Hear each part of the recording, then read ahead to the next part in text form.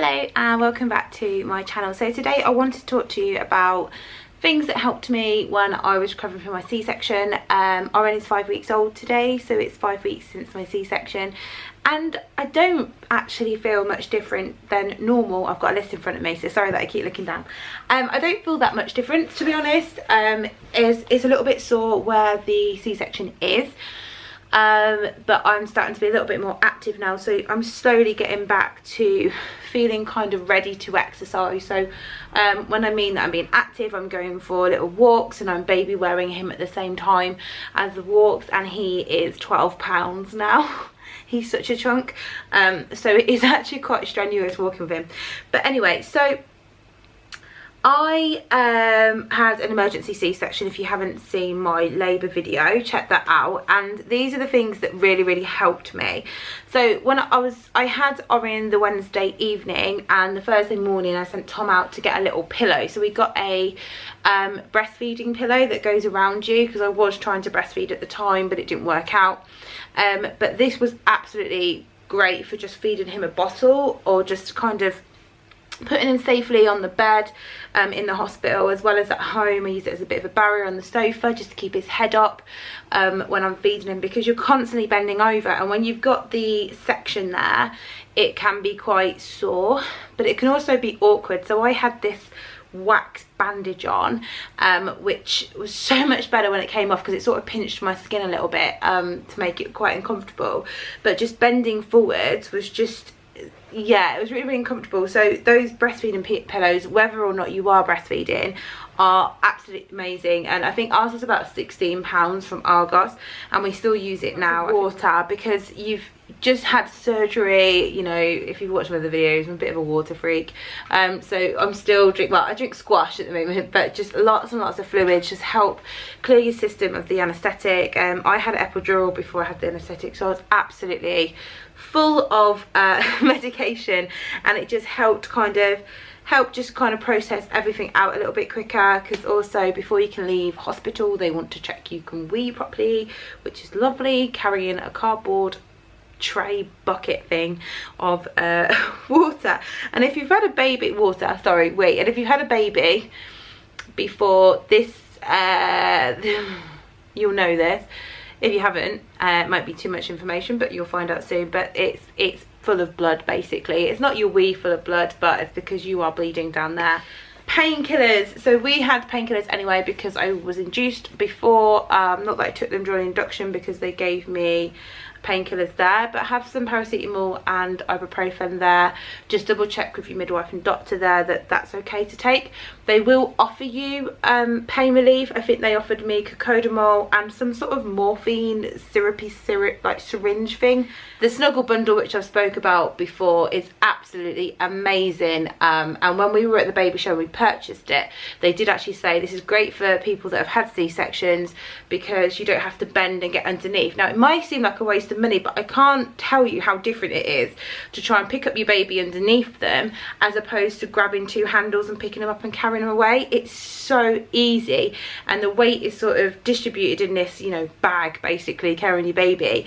It's so much better. And I didn't use it the first sort of, maybe up to the week we didn't use it, because I kind of forgot about it, and I was just, I don't know, emotional.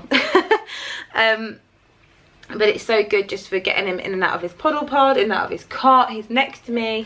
Lots and lots of pillows. So you probably have a lot of pillows from your pregnancy anyway, and you've probably got this amazing setup that you had. I know I had one under my knee, and then under my arm, and then like big pillows at the end of my pregnancy. I didn't need one under my bump. It was the rest of me that was suffering. But you'll need the same sort of thing, but it will be different. So I struggled with the C-section the most at night, because again, it's weird because you can't move that way when you're pregnant, but it just feels a lot more restricted. And I was so worried about damaging myself internally and the external incision that, yeah, I found it really hard. But you need some good cushions, especially with the baby, and especially if you are going to be looking after the baby a lot at night. I was really lucky that Tom basically didn't let me. He done everything at night, because that's when I was just suddenly kind of jolting up, sitting up like I normally do. But you know, you've had a big incision through your muscles, they don't really work anymore, and that's the strangest feeling ever. In hospital, because you've got the reclining beds and it's all remote control, I kind of got into the habit of sleeping, trying to rest upright a little bit. I found that quite comfortable, especially the first night that I had him in the hospital, and to kind of tend to him.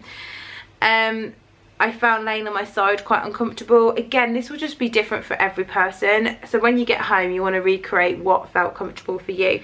So rest. You do need lots and lots of rest, and I was rubbish for this. And I think all mums will do this regardless, again, of your delivery. But with your C-section, if you had surgery on your tummy, any other surgery, you would go home and rest. If you had a tummy tuck, you'd go home and rest. But for some reason, we don't do it when we had a baby, and I just expected to be able to do everything when I got back. I'm one of those people that likes doing things. I wanted to look after him. I felt like a failure. I got quite emotional on day 3, which I was warned about. Day 3 and 4 you go very hormonal. It was day 4, I just sobbed the whole day about everything, and that's when I filmed my labour delivery story, so that's why I'm just crying in that video.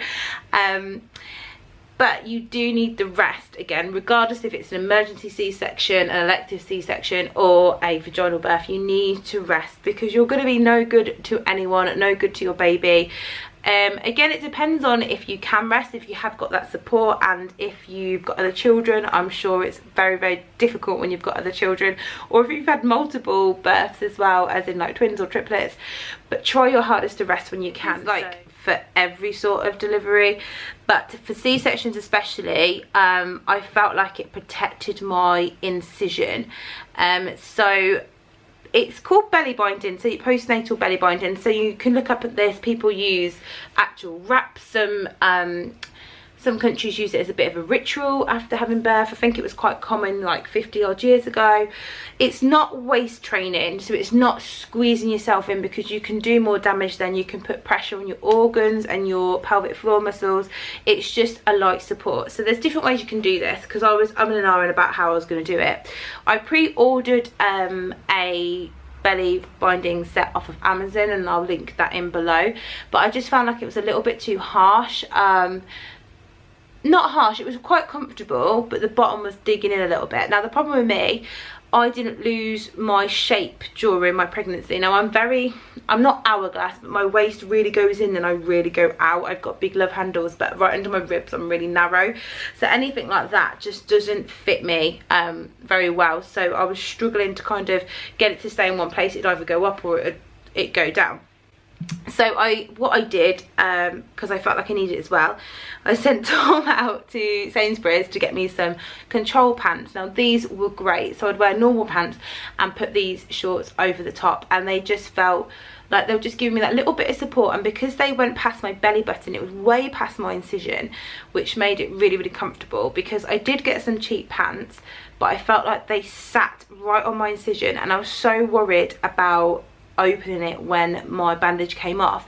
So I got normal massive pants, like proper granny pants, that were 2 sizes too big, that went up quite high, again near my belly button, and then I layered these slimming pants on top. And they were just normal slimming pants, which again actually I got in a bigger size. I didn't want to be squished, so they're just a light bit of support. And it was so nice, because when you've had a baby, it feels like you have no insides anymore. And it's not just because I'm a fitness instructor, but I always know where my core is, and I didn't know where it'd gone. It'd absolutely gone. I just felt like I was empty inside. I remember the car journey home from the hospital, I literally felt like I was seasick internally. It's the strangest feeling ever, but it just kind of made me aware of where I was, and it sounds so stupid. And it offered some support for my back as well, and they were just really, really, really light. And then I'd put the Amazon binding on top of that. Again, I didn't want it right against my incision. I just kind of wanted to layer it up just to feel a little bit more comfortable. Then I brought the Mum Away one, so I've got that one, which I've been wearing a little bit more often. So you're supposed to wear them pretty much 24/7 for 6 weeks. I haven't done that, but I've worn it quite often. I'll do a separate video on this because it is quite a big topic, but my waist has ridiculously reduced. It helps kind of reduce your uterus back down to size. It works with your hormone relaxing that's in like buzzing around after pregnancy, just to shrink your uterus back. Offers support, and it's supposed to be quite good for C-section recovery. So now I'm in a more firmer slimming pant. I've actually got some now, which will, so you can see that I'm 5 weeks post baby and I'm quite flat. So these ones are like, as I said, I'm too small up there, are quite again just firm, but they go up a little bit higher. These are my leggings, but you can see it's just flattened my tummy 5 weeks post baby, and it just offers support. So that's belly without it as well. On that, you want loose fitting bras as well. You want to feel really, really comfortable after you've had your baby. Again, day 4 was emotional for me, and it was the day that my milk came in, and as mentioned, I didn't get on with breastfeeding. I had a really bad time of it. It was really, really painful, and then I found out like a week or 2 later that he's actually tongue-tied, and that's why we were struggling and I was in so much pain, but no one spotted it. But your boobs will just go humongous and sore and hard, and I don't want to scare anyone, but I found this really, really uncomfortable. And my maternity bras were already too big for me, and I was busting out of those as well. And yeah, so you need some loose fitting soft bras. So I use what one am I wearing today? This is a maternity bra. This is quite soft from H&M. I got some of like the sleeping crop tops, the sleep bras, just something really, really comfortable. You just want to make yourself as comfortable as possible. I'm silly that I'd wear the slimming pants, and then I'd wear, like, I was wearing my maternity leggings for the first 2-3 weeks. Again, I don't know why, I just wanted loads of layers on there, like heat and support. I just wanted to feel supported. And also the baby kicks around a lot, so even now he's got really strong long legs. He's 62 centimeters long now, and he just kicks my incision all the time. So you kind of want protection from baby legs with this recovery. But those are the things that made kind of I used a lot in that, especially that first week where it's just a bit crazy, you're tired, recovering, you've got a new baby, especially if it's your first one. It just made me feel more comfortable, and if I did have more children and have a C-section again, these are things I'd make sure that I would have. So it's just a few little tips, nothing's really expensive, but I wish I kind of, well, I didn't plan to have a C-section, but I wish I kind of knew about these before. But I hope that was helpful. It might not have been, and I'll see you in the next one. Bye.